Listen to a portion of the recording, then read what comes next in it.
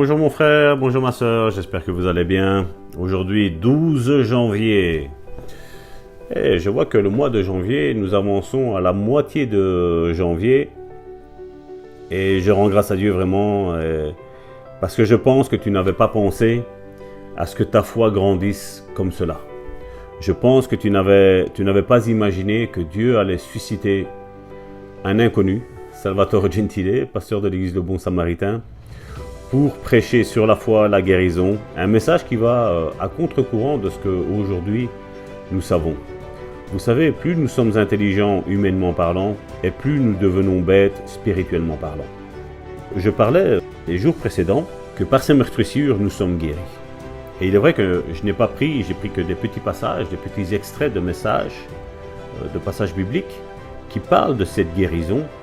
Je voudrais qu'on ouvre nos Bibles dans Ésaïe, chapitre 53, du verset 4 au verset 5. Cependant, ce sont nos souffrances. D'autres traductions disent maladie. Qu'il a porté. C'est de nos douleurs, ou d'autres versions disent nos peines, qu'il s'est chargé. Et nous l'avons considéré comme puni, frappé de Dieu et humilié. Mais il était blessé pour nos péchés. Le plan de rédemption, regardez. Il était blessé pour nos péchés, brisé pour nos iniquités. Le châtiment qui nous donne la paix est tombé sur lui. Et c'est par ces meurtrissures que nous sommes guéris. Donc je le disais, c'est dans Ésaïe chapitre 53 du verset 4 à 5. Mon frère, ma soeur, si tu souffres n'importe où, spirituellement, émotionnellement et physiquement, c'est un verset que tu devrais peut-être imprimer et le lire chaque jour, à chaque heure. Chaque fois que tu entends ta montre vibrer ou la sonnerie de ton GSM, toutes les heures qui sonnent pour te dire qu'une heure est passée, je voudrais que tu lises ce message et que tu t'appropries ce message, mon frère, ma soeur. Le titre de la méditation d'aujourd'hui est « La guérison fait partie du plan de rédemption de Dieu ». Dieu veut que vous soyez guéris.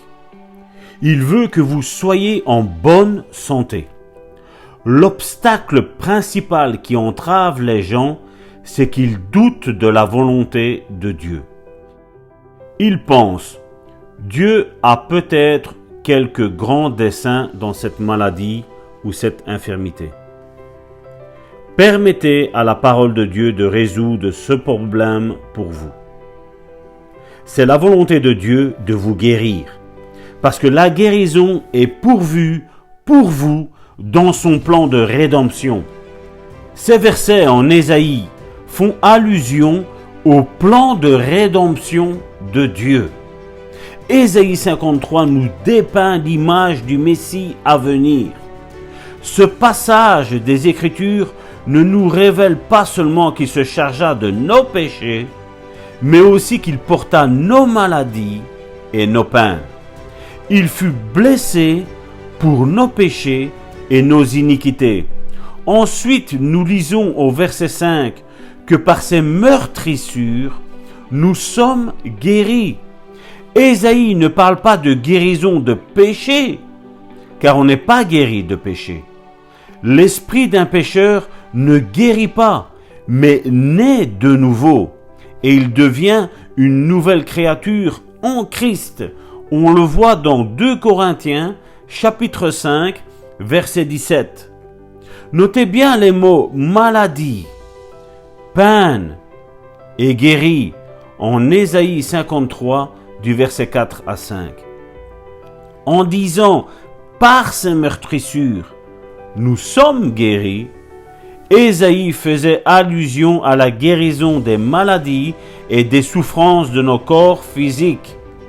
Oui, Jésus se chargea de nos péchés, mais Dieu merci, il se chargea aussi de nos maladies et de nos infirmités.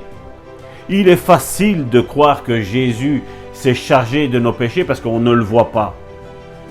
On essaye, on espère. Mais à la mesure dont on croit que Dieu s'est chargé de nos maladies et nos infirmités, ben c'est à cette mesure-là qu'il a pris nos péchés à la croix. Et malheureusement, aujourd'hui, beaucoup croient que Jésus a pris nos péchés à la croix, mais qu'il n'a pas pris nos maladies et nos infirmités. Mais excuse-moi, mon frère, de te dire que si tu ne crois pas que Dieu a pris ta maladie et ton infirmité à la croix, tu ne peux pas croire et tu n'es pas en droit de croire que Jésus a pris ton péché. Non, tu n'es pas en mesure de le croire, mon frère, ma soeur. Mais si tu crois qu'il a pris ton péché, tu dois aussi croire la suite de ce verset-là. C'est le contexte qui dit qu'il a pris tes péchés, il a pris tes maladies, il a pris tes infirmités, il a pris tes peines, il a pris tes douleurs. Une maladie qu'on n'a jamais entendue jusqu'à aujourd'hui encore, que les médecins, la chimie, les laboratoires, je ne sais pas qui va donner un nom, Dieu la connaissait avant qu'elle n'existe. Et Dieu l'avait déjà clouée à la croix, mon frère, ma soeur.